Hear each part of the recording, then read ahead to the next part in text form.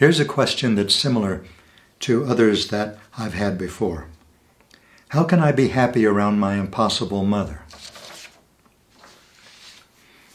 It's a good question because if you really think about it and you follow it, it will take you to some surprising places. For example, I suggest that you consider the possibility that there is a part of your personality that is never going to be happy with your mother, that is always going to consider her difficult, if not impossible, and try to change her so that it will feel better. This is a part of your personality that originates in fear. And the reason I keep saying part of your personality is that these experiences are not coming from the unchangeable ground of your being. They're coming from one of many parts of your personality. And you do not need to remain caught or encapsulated in the experiences of this one part. This one part originates in fear. It is critical. It is judgmental. You have other parts of your personality that are also critical and judgmental. They all are frightened parts of your personality. You also have parts of your personality that originate in love, and all of them are accepting, grateful, patient, caring, appreciative, and they all feel good. They feel blissful. The frightened parts of your personality all feel bad. They are destructive. That means when you act on the frightened parts of your personality, you create painful and destructive consequences. For example, if you act on this part of your personality that sees your mother as impossible, you're going to try to change her, or you're going to be disappointed in her, or frustrated in her, or judge her in many ways, and all of those activities will push her away. They'll create the thing that loving parts of your personality don't want. There are parts of your personality that love this soul that has agreed to be your mother in this lifetime. There are parts of your personality who look at your interactions with your mother not as painful perversions of what your life should be or could be, but as opportunities for you to learn about yourself, things that are important for you to know about yourself. And those things are the frightened parts of your personality, and in particular, this part of your personality that considers your mother impossible. As you begin to look at your mother, for example, you can do an exercise. You can write down about her all of the things that you don't like, and be exhaustive in this list. She's impatient. She judges people all the time. She criticizes. She's never happy. Now, these are just fictions on my part because I don't know your mother. But whatever you do know, how this part of your personality perceives your mother, and that's what I suggest you write down on a piece of paper, and write them all down. And when you have them all on a list, no matter how long the list is, then move into the second step, the second phase of this exercise.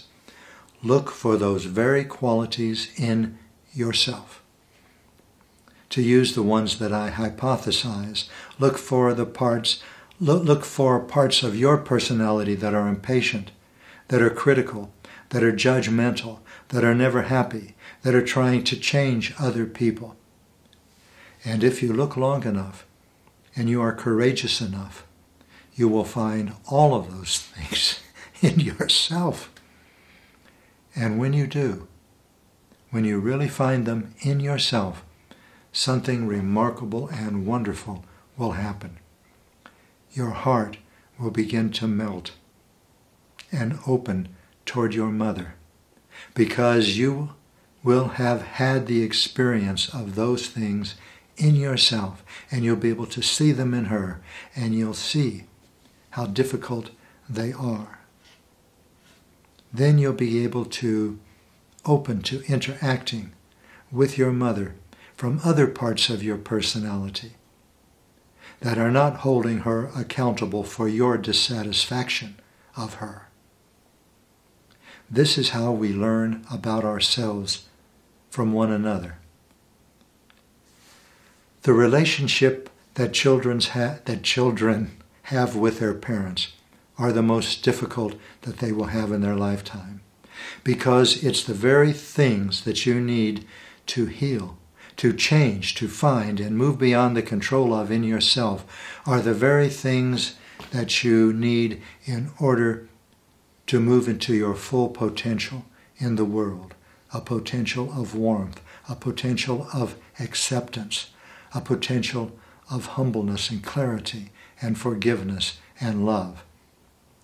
And your relationship with your mother and your father are excellent places to start. And even if those parents are no longer in the earth school, even if their personalities have died, still your interactions with them are gifts that will continue to help you grow in understanding of what is limiting you, so that you will no longer focus on what you think is limiting your mother or limiting your father or limiting your siblings, but look at your reactions to them, even if they are only memories now, and see what you need to change in yourself in order to move beyond the control of these parts of your personality.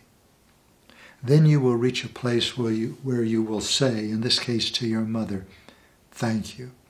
Thank you so much. And you won't say, thank you for showing me my own impatience, my own need to change others, my own lack of caring for others or insensitivity, because that would be a way of expressing the frustrations and the judgments of this frightened part of your personality.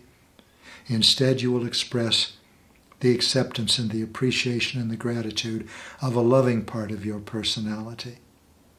And this will relieve you of so much of the pain of this frightened part of your personality and put in its place the appreciation and the gratitude and the patience of a loving part of your personality that you are cultivating.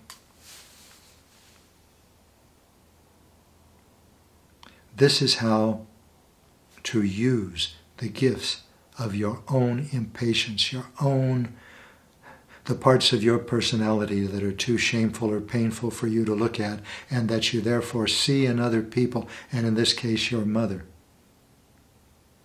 so that you can move beyond them. And when that time comes, you will say to your mother, thank you. Thank you, Mom. Thank you, Mother. You are such a presence in my life that helps me to grow. It helps me to grow in my understanding of who I am and how I can love you and how I can love other people without judgment. That's quite a gift. That's really something to be thankful for. Don't you agree?